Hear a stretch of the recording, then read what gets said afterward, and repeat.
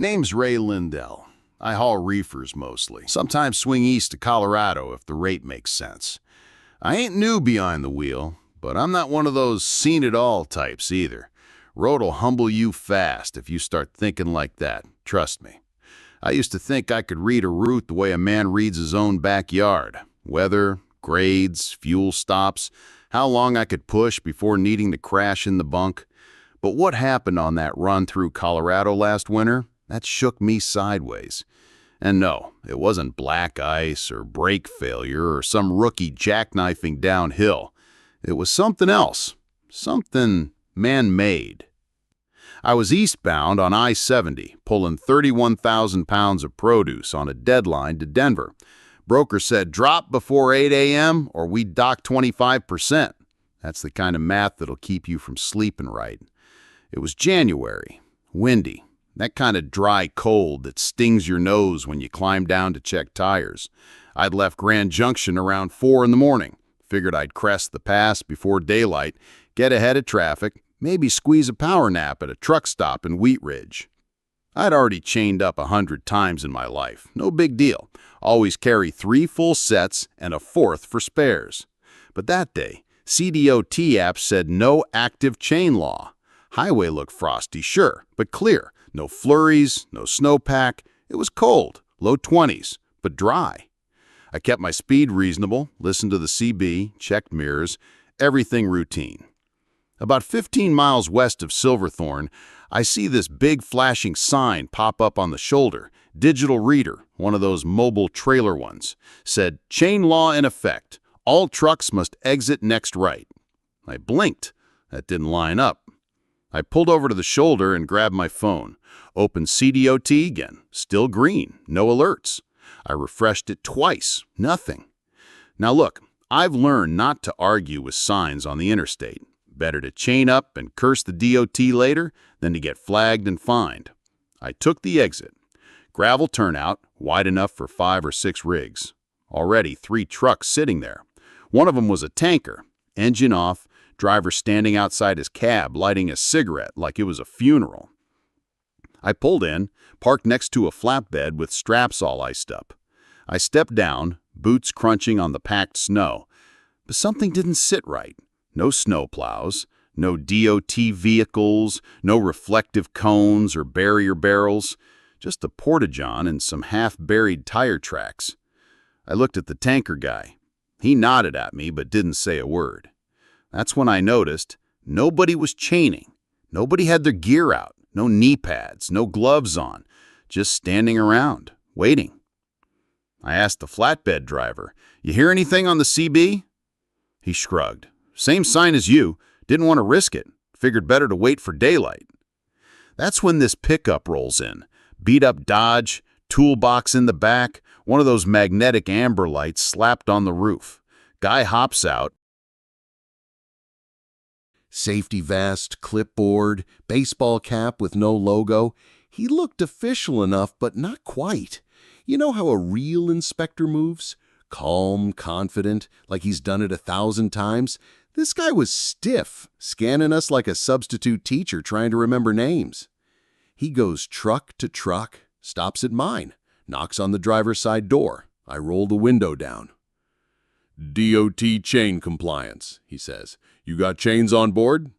"Yeah," I say. 3 sets, but CDOT ain't showing any chain law right now. He taps the clipboard. "Temporary enforcement due to microburst ice warning. Lot of trucks slipping past mile marker 207. You'll need to show chains or face a citation." I narrowed my eyes. "You got a badge?" He flips a laminated card. Looked homemade. Had a Colorado seal but no photo, no ID number. Just said, "Temporary Field Authority" with today's date sharpied on. I've seen more legit IDs at a bar on Friday night. That's when one of the other drivers, the flatbed guy, handed him something. Folded bills. Clipboard man nodded, walked off. I got out of my cab, walked around to stretch. Tanker guy shook his head, muttered, "Whole thing stinks." "You paid him?" I asked. "No," he said. "Told him I was waiting for troopers. He didn't like that." I stepped off the gravel, wandered toward the entrance, thought about just leaving. Then I saw the two pickups, another Dodge and an F-150, parked nose out, blocking the only exit. No DOT markings, no lights, just two guys leaning against their hoods, watching. My stomach sank. I went back to my truck, climbed in, locked the doors, flipped the CB to channel 19. Static. Then a voice, barely above a whisper. "Best just pay the man and go," it said. "They don't want to hurt nobody, just want cash." I grabbed my phone. No signal. No bars. I held it up to the windshield like that was going to change anything. Dead zone. I looked out the side mirror. Clipboard guy was at the reefer behind me, talking low. Then the driver handed over something. Clipboard man walked off again. I leaned back, heart thumping. Didn't know if I was about to get hustled or hijacked.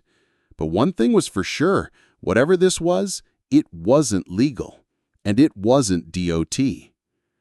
The place felt off. You know how real chain-up areas look? Big, open, loud, trucks idling, chains clanging, guys cussing into the wind while trying to get steel around frozen tires. This wasn't that. There was no noise, no movement, just 5 trucks, all parked neat like they'd been arranged, engines mostly off, and a few drivers standing around like they were waiting for a bus. Nobody had gear out, no chains, no mats, no gloves, just stillness. I stepped down again, boots crunching the gravel, walked toward the edge of the lot to take a leak and maybe get a better look around. Snowbanks were high, pushed up from a plow days ago probably, but there were no fresh marks on them. The 2 pickups that had been sitting by the exit hadn't moved, and I could see now that both had tinted windows and no front plates. The Dodge had a tailgate dent that looked like it had been punched by a forklift.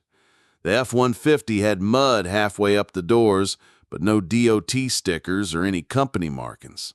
Just 2 trucks that didn't belong. I zipped up, turned back, and caught the eye of the guy standing by the tanker again. He nodded toward me, like he was watching my back. "You with a carrier?" he asked. "Independent lease," I said, "but I run regular lanes for Lennox Foods." He nodded. "I'm with Mountain Western. This ain't their first rodeo." I stepped closer. "What do you mean?" He flicked his cigarette and kicked some snow. "Saw something like this 2 years ago off 285. Not this slick, but same idea. Fake sign, fake guy, drivers get squeezed. Most just pay and keep moving." I looked back toward my truck. Clipboard man was now at the 5th rig, talking through the driver's window. He was writing something. The driver, a young guy in a hoodie, handed him his wallet. No argument, just handed it over. Tanker guy said, "They usually ask for $250. Call it a field citation. They'll give you a slip of paper and tell you it clears once you hit Eisenhower. Doesn't go on your CSA. All BS." "So why ain't the cops shutting this down?" I asked. He sighed. "Too fast, too random. By the time someone complains, they're gone. Troopers got real wrecks to deal with. And honestly, half the drivers never say a word. Just chalk it up as highway robbery and keep running." He wasn't wrong. I'd seen guys pay for worse without blinking. Dispatchers didn't care. Brokers cared even less. All anyone wanted was that load on time. You get late, you lose lanes. That's simple. I went back to my rig, climbed in, and sat still. Thought about pulling up to the edge and seeing if I could just squeeze out past the pickups.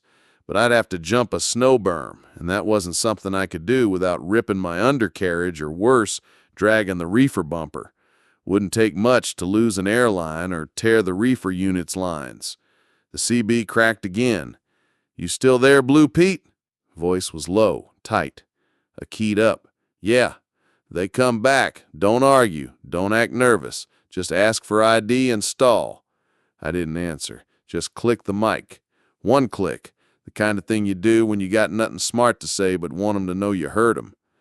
Clipboard man was heading my way again, jotting something on his paper. eyes on my license plate. I rolled the window down before he could knock. "You ready to show chains?" he asked. "Yep," I said. "Got 'em in the side box."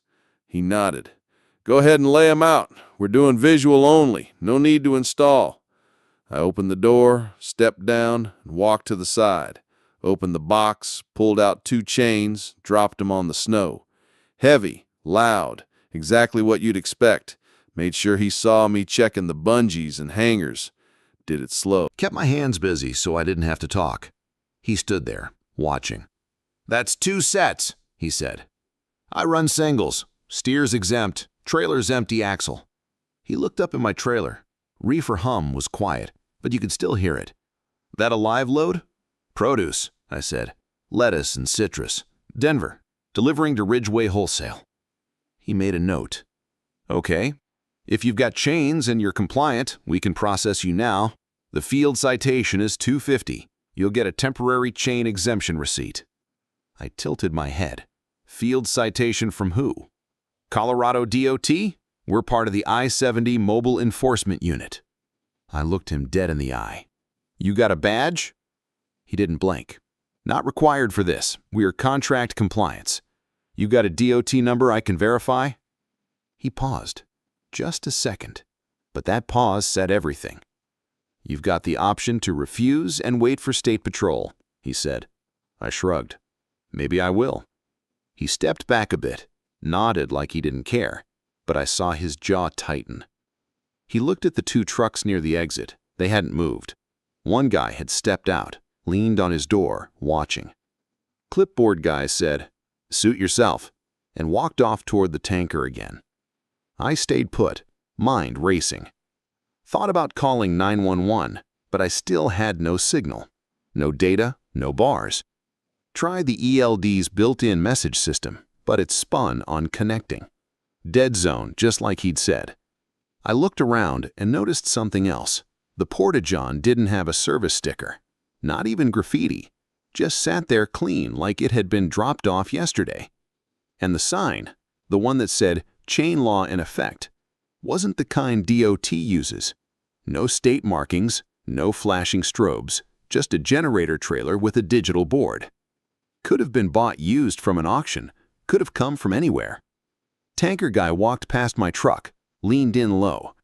"He'll get pushy soon. You either fake a call to dispatch or you pay up." I nodded, eyes on the exit. "I've got one more idea." He didn't ask what it was. He just gave me a look like he hoped it wouldn't get us both in trouble. Then he walked back to his rig and climbed in, engine rumbling back to life. The clipboard guy looked up at the sound and turned fast, like something had shifted. It had. I got back in the cab and closed the door soft. Didn't slam it. Didn't want to draw attention. Turned the key halfway just to power the dash and pulled out my atlas. Yeah, a real paper one. Old school, but it doesn't drop signal. I scanned for side roads, service loops, anything that might cut me out of that turnout without going through those trucks. Nothing but snowbanks and trees on both sides. The lot wasn't even marked on the map, just one of those gravel pull-offs with no name and no listed purpose. Might have been a rest area 30 years ago. Might have been nothing at all. I watched the guy in the pickup shift his weight from one foot to the other. He wasn't cold, just bored. His arms were crossed. Hood up, hands tucked under his armpits. The Dodge beside him hadn't moved. The guy in that one stayed inside, engine running, window cracked just enough to flick ash out. Didn't take a genius to figure out they weren't there to help. The clipboard man came back again. Same smile, same script. "You ready to handle the field fine and roll out?" I didn't answer, just looked at him. "You're already 30 behind your drop window," he said, tapping the pad. "Every minute counts." That pissed me off because that info wasn't something he should have known. My delivery wasn't public. It wasn't printed on the trailer. Only way he could have had it was if someone fed it to him.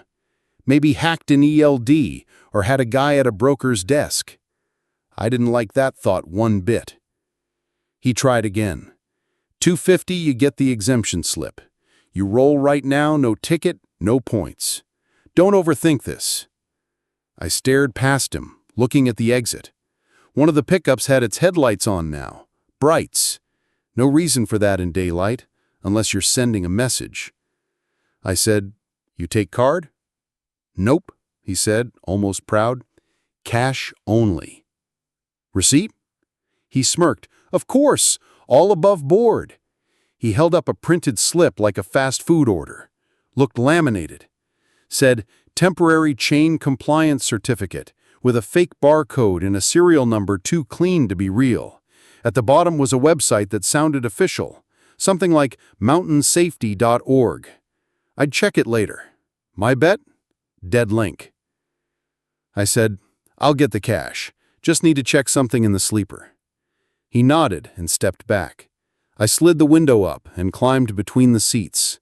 My heart was hammering, but I kept my hands slow. Pulled out a small can of de-icer spray and a pack of old paperwork. Jammed the spray into my coat pocket and climbed back down, like I was hunting for bills. "Actually, I think I left the envelope in the side box. Mind if I check?" He followed me, clipboard in hand. I opened the box, rummaged for nothing. He leaned close, trying to see in. I straightened up fast. "You DOT guys always freelance like this?" He gave me a flat look. "You got a problem? Call dispatch." "Can't. No signal." "That's not my problem." He took a step closer. Too close. "You're either paying or you're staying. No one's forcing you." I turned and walked toward the front of the truck, just enough to make it seem like I was giving up. Then I made my move. I yanked the door open, threw myself into the cab, and fired up the engine hard. Air brake hiss snapped behind me. I didn't look. Dropped it into gear, wheel hard to the left. I wasn't going for the exit. I was going for the snow berm on the far side of the lot.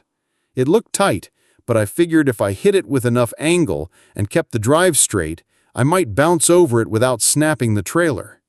As I rolled, the guy in the pickup shouted something, and I saw him running toward the exit to block it tighter. Too late. I wasn't going that way. Front tires hit the berm with a jolt, and the truck lifted like a boat in shallow water. Frame creaked, chains rattled in the box. I felt the trailer catch on the rear, something scraping bad, maybe the bumper or worse. But I kept rolling, RPM steady, not flooring it, just pushing momentum. Rear wheels caught and spun once, then gripped. I bounced over the other side like a goddamn dune buggy and landed on the edge of the shoulder past the turnout. The rig was listing a little, but it held. I gunned it forward. 10 feet, then 20. Then I was back on pavement. Rear view full of confused stares and a hell of a lot of snow kicked up behind me. I didn't stop. Didn't look back. Just kept rolling east, teeth clenched, breathing hard. 2 miles later, phone buzzed, signal back. I hit 911. "State Patrol?" the dispatcher said. I gave her the location, described the trucks, the fake signs, the clipboard guy. She took it all down, said a trooper was already in the area and would check it out. I asked her if there'd been other reports. She paused just a second too long. "There have been similar complaints," she said. "I'll pass this along." That was all she'd say. 10 miles later, I pulled off into a real rest stop. Checked the trailer. Scratches down the lower panels. Reefer units still running, but the fuel line looked like it took a hit. Could have torn clean if I'd been a little slower or the berm was a little higher. I leaned against the driver's side tire, breathing in the cold, real deep. Then I checked that website on the slip. Didn't exist. After I pulled out of that trap, I didn't feel relief. I felt wired. Every mile past the turnout felt like I was being followed, even if I wasn't. My eyes kept jumping to the mirrors. I kept picturing one of those pickups showing up in the hammer lane, trying to box me in again. But nothing came. Just me, the empty highway, and a reefer ticking behind me with a trailer probably hanging together by hope and luck. I was about an hour out from Denver when dispatch finally pinged me. "ETA? Receiver says dock closes at 8 sharp. I didn't answer right away. I was too busy checking the gauges, listening for weird noises, feeling for pull on the wheel. That snow berm might have been something I hadn't spotted. I keyed the mic. "I had a situation," I said. "Running late. Trailer's banged up." "Define banged up." the guy asked. Ricky, newer dispatcher, maybe a year in. Always sounded like he was drinking an energy drink and checking Instagram at the same time. Scrapes, dent on the reefer housing, fuel line might have been hit. I'll send pics at the stop. You gonna make the drop? I'm trying. He didn't push. Probably knew I wasn't in the mood. Maybe he could hear it in my voice. Maybe he didn't care. I rolled through the Eisenhower Tunnel without issue. Weather was calm, light powder in the air, nothing sticking. Whole thing felt too smooth after what just happened, like the road was trying to apologize. I kept wondering how close that whole setup had been to going sideways. If I had hesitated 5 more minutes, maybe they'd have blocked me in tighter. Maybe one of those guys would have gotten more physical. And the scariest part was, it hadn't looked like some spur-of-the-moment scam. It looked rehearsed. They knew what they were doing. Clipboard guy had a script. The pickups were placed just right. Sign looked convincing enough to fool even a veteran on a tired run. It was a job, a real one, not amateur hour. That meant they'd done it before, and probably would again. I stopped at a Love's just outside Idaho Springs to refuel and check the damage for real. Trailer was scraped deep down the passenger side. Metal wasn't punctured, but the reefer housing had a split in the corner. Fuel line was intact, but kinked hard. Could have gone either way. Guy in the next bay was fueling a livestock hauler. Looked over, saw me inspecting with a flashlight. "Hit something?" he asked. "Snow berm," I said. "Fast or slow?" "Too fast to be smart, too slow to be safe." He laughed, then lit a cigarette, even though the sign said not to. I didn't feel like talking, so I walked inside, grabbed a black coffee, came back out and leaned against my fender, just thinking, trying to run it all through my head. I kept coming back to one thing, how they knew my drop time. That stuck. It wasn't public info. Maybe the broker? Maybe someone at the company? I'd heard rumors over the years, guys leaking load boards to hustlers for a cut. Never knew anyone firsthand, but after that morning, I believed it. I called the troopers again just to follow up, told them who I was, gave the report number the dispatcher had sent me. The woman on the phone said, "The location you described was checked. No vehicles present. Area clear." "Of course it was," I said. "Did they find the sign trailer?" She hesitated. No signage was located at the turnout. They had a whole digital board, big trailer-mounted thing with a generator. Nothing was recovered. Sometimes these operations are mobile, sir. We recommend filing an incident report with your carrier and avoiding isolated exits during winter enforcement periods. "That's the advice?" I asked. "Yes, sir." She hung up after taking my number and saying someone might follow up. No one ever did. I made it to the receiver in Denver 10 minutes past their cutoff time. Guard at the gate said, "You're late." I said, "Yeah, well, so is my trust in humanity." He didn't laugh, just handed me a reschedule slip and told me to try again in the morning.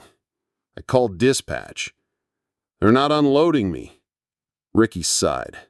"You're going to have to sit on it till tomorrow. Can you idle the reefer overnight?" I said, "Depends. That kinked line holds, maybe. You don't want me running dry, though." He didn't answer. I could hear typing. I pulled into a lot near Commerce City, parked in a corner, and shut it down. Sat there a while, engine ticking, air brakes settling, just watching the frost build on the mirrors.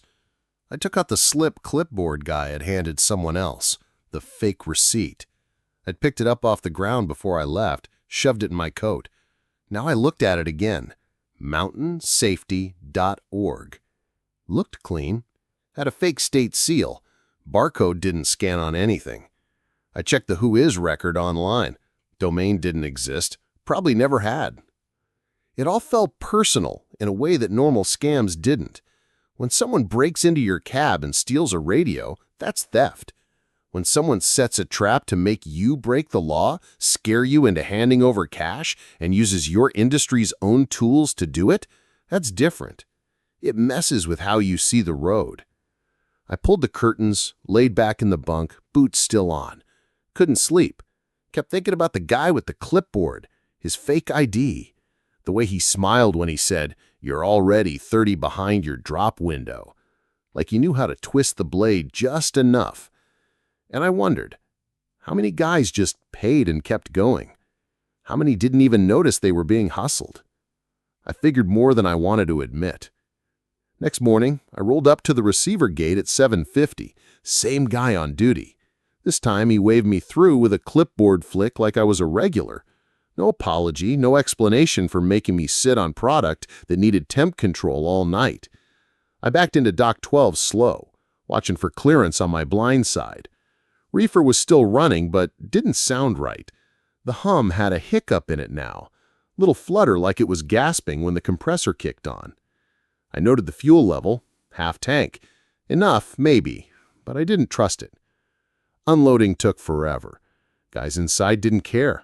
Sat around bullshitting while the dock light stayed red. I walked in after 2 hours, asked if there was a problem. The warehouse guy, bald, chewing a Slim Jim like it owed him money, said, "We're short on lumpers. You'll get your turn."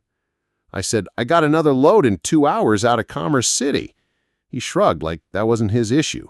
I didn't argue. No point. They had the freight and the power. Finally got my BOL at 11:23. Broker dinged me for being late, knocked off $200 from the pay. Said the receiver had to move bodies around and it cost him time. I pushed back, sent pics of the reefer damage, even dropped the words extortion incident. But all they wrote was, "You should have contacted us at the time. Rate stands." End of thread. Now I was pissed. The next load was a meat run to Kansas City. Easy miles, decent rate. But by the time I hooked the trailer and got to a TA for fuel, the reefer started throwing codes. Temp climbed from 34 to 39 and held, then 41.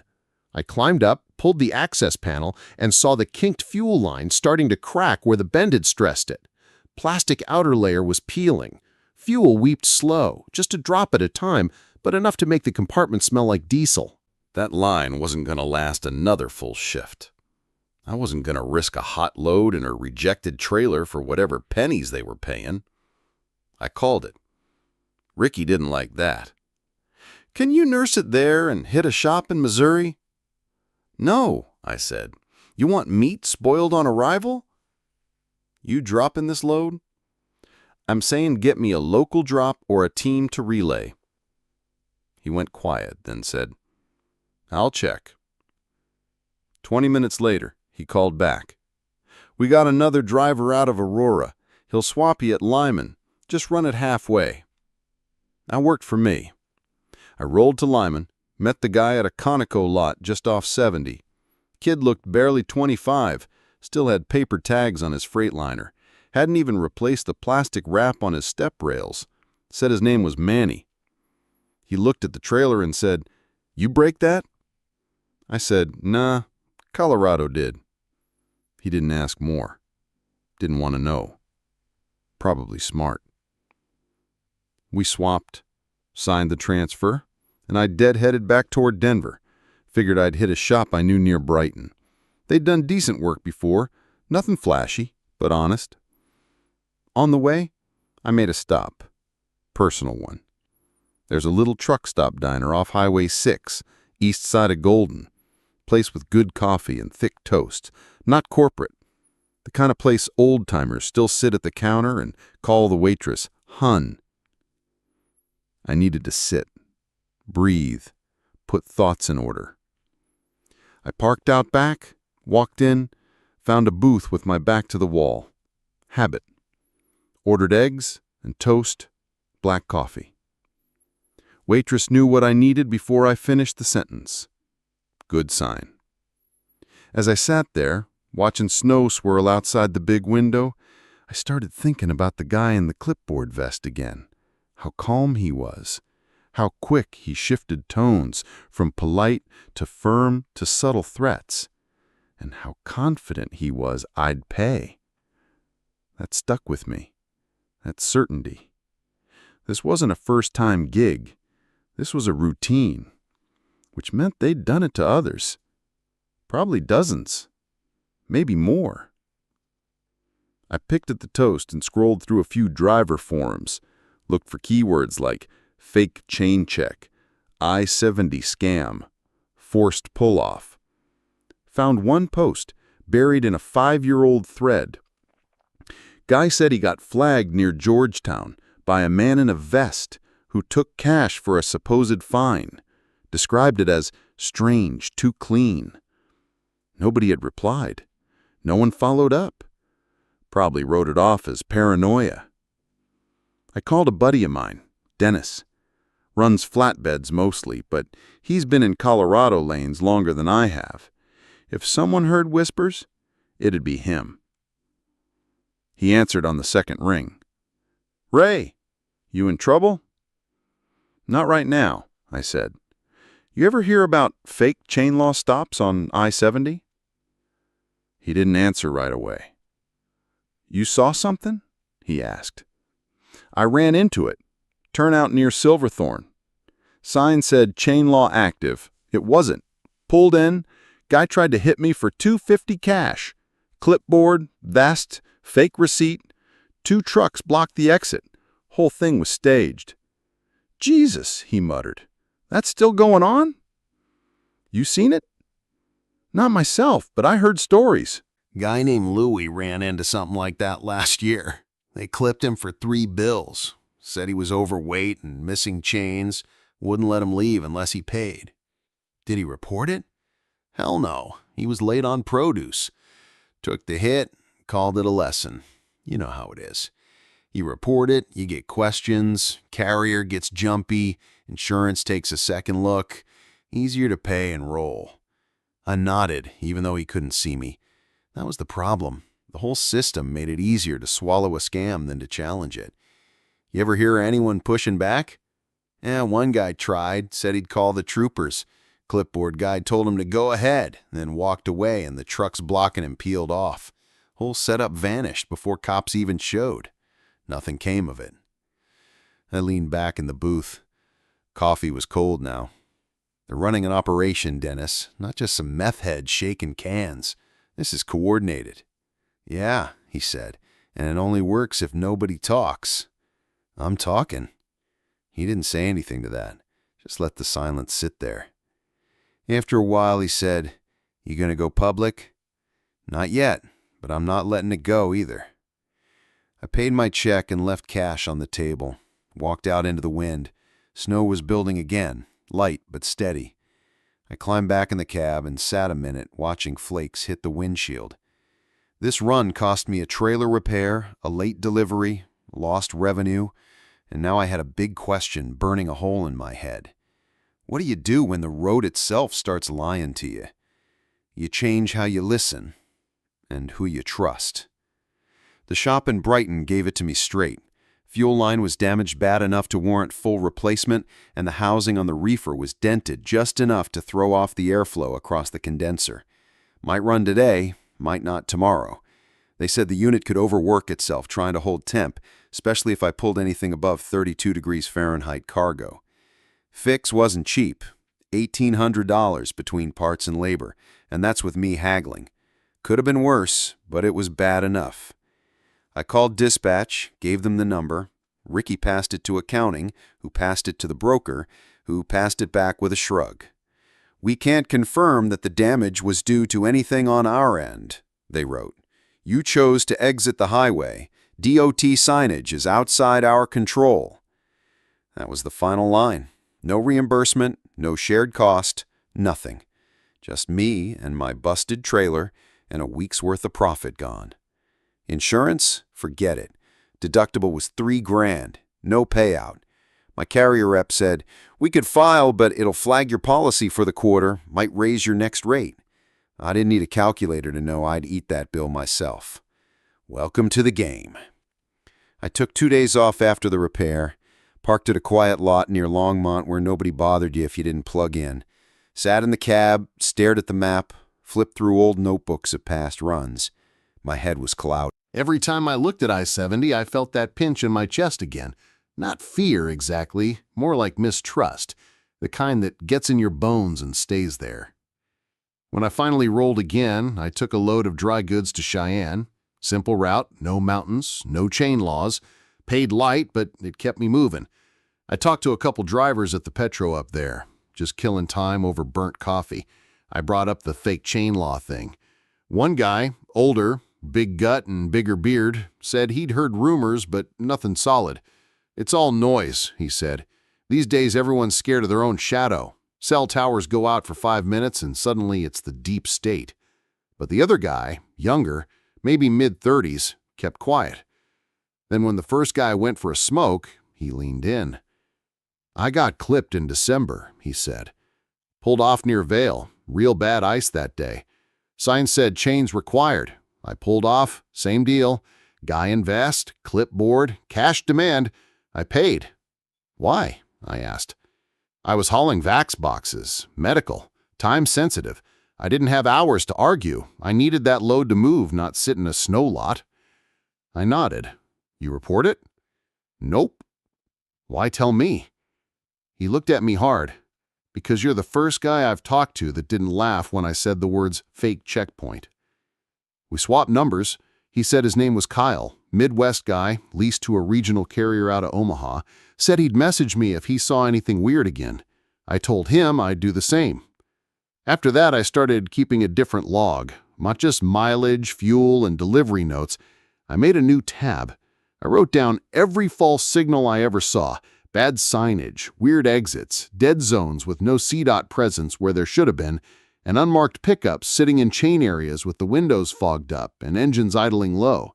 You'd be surprised how fast that list grew. That month, I ran 3 more loads across Colorado, each time adjusting my route. I skipped certain exits, ran CB constantly, checked CDOT through 3 different apps, even called ahead to stations to ask about enforcement zones. One trooper I spoke with out of Eagle said something that stuck.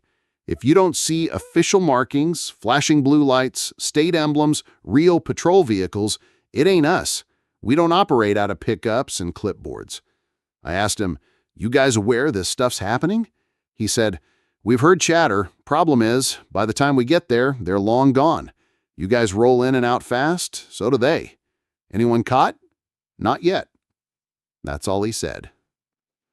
I talked to my carrier boss a week later, a guy named Travis. He's been around a while, real no bullshit type, used to run doubles in the 90s. I laid it all out. What happened, how it cost me, what I was hearing from other drivers. He just shook his head slow and said, you're expecting me to solve something Washington can't? I'm expecting you to believe me. He leaned back in his chair.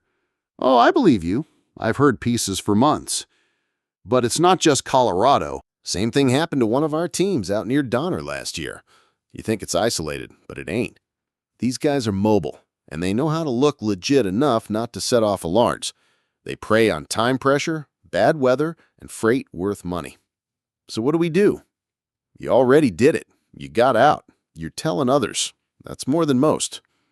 I walked out of his office with nothing in hand but a half-used notepad and a feeling like we were all playing a game with rules we weren't given. It wasn't about the money anymore. I mean, sure, that stung, $1,800 and a missed load, but the deeper hit was trust. I used to believe that the road, for all its mess, still had a kind of order to it, a rhythm. You watch the weather, listen to your gut, follow the rules, and things mostly work out. Now I'm not sure. I don't run I-70 like I used to. Not west of Denver, anyway. Not when weather's on the edge and there's even a whisper of chain law. I take US 50 now if I need to cut across Colorado. Adds miles, adds fuel, adds time. But I sleep better. That's worth something. You lose enough trust out here, you start buying it back with your own money. The funny thing is, I used to love that stretch. Coming through Glenwood Canyon at sunrise, truck humming just right, snow dusted on the cliffs. One of the prettiest legs in the lower 48. I used to say, you haven't driven until you've rolled across Colorado in winter. Now I say, skip it, unless they're paying hazard rate. Experience changes you, but not the way people think. Not tougher, just clearer.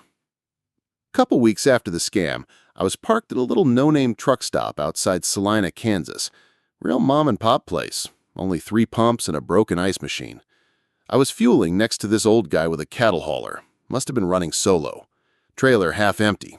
He had this tired look, the same one you see in the mirror after too many bad weeks. We got talking. Cold morning, hands stuffed in jacket pockets, boots crunching gravel. I brought up the fake chain law thing, just kind of tossing it out there like bait. He didn't flinch, just nodded. Said, had him try me back in 18. I was green, pulling for a fly-by-night reefer outfit out of Arkansas. Same setup you're describing. Pickup, clipboard, cash-only citation. I was broke as hell, running on fumes, took their word, and gave him $200. You report it? He looked at me like I'd told a joke. To who? Boss would have blamed me. Cops wouldn't do squat. I figured it was tuition, street education. I said a lot of us paid that tuition. He lit a cigarette, even though the sign said not to, and said, yeah, problem is, nobody's teaching the class after. I thought about that the rest of the day. How many drivers out here had paid off some scam and just swallowed it, kept rolling, told nobody?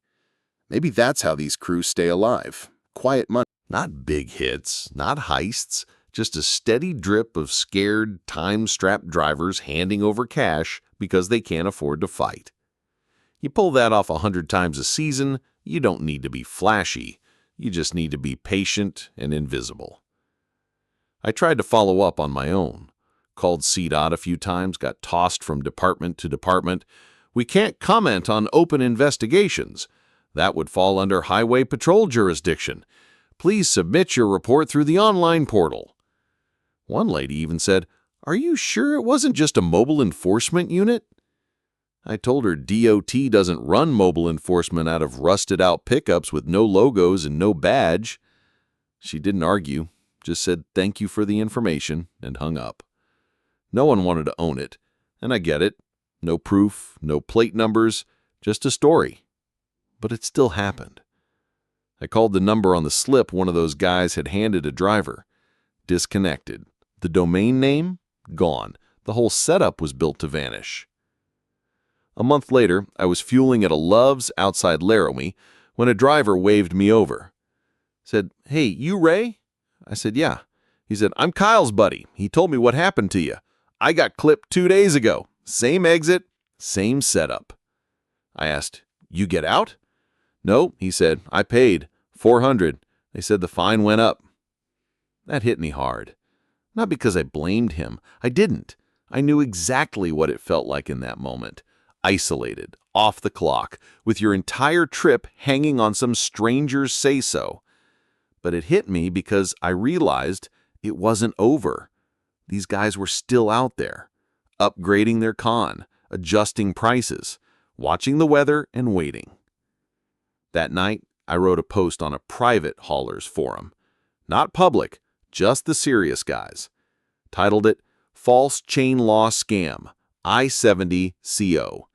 I laid it all out. Times, details, how the fake signs looked, what the guy said, where they parked, how they boxed exits. Didn't try to sound smart or like a hero, just facts, as simple as I could make it. The post got more replies than anything I'd ever written. Not just support, other stories, similar spots, same methods, same trucks. One guy said he saw them last year off the Monarch Pass route, too. Another said they tried it near Rifle, but bailed when he started filming with his dash cam. That's when it clicked. These crews were mobile, but the pattern was tight. They knew when CDOT wasn't watching. They knew where the dead zones were. They didn't need to scam every day, just enough to stay under the radar. And as long as drivers stayed quiet, they'd keep working. I started running a dash cam full-time. Not just front-facing, side views too. I kept a throwaway phone in the glove box just for hot zones. I told every driver I knew. Some rolled their eyes, some nodded, some thanked me. That was enough. But I still think about that morning. The guy in the vest. The trucks at the exit.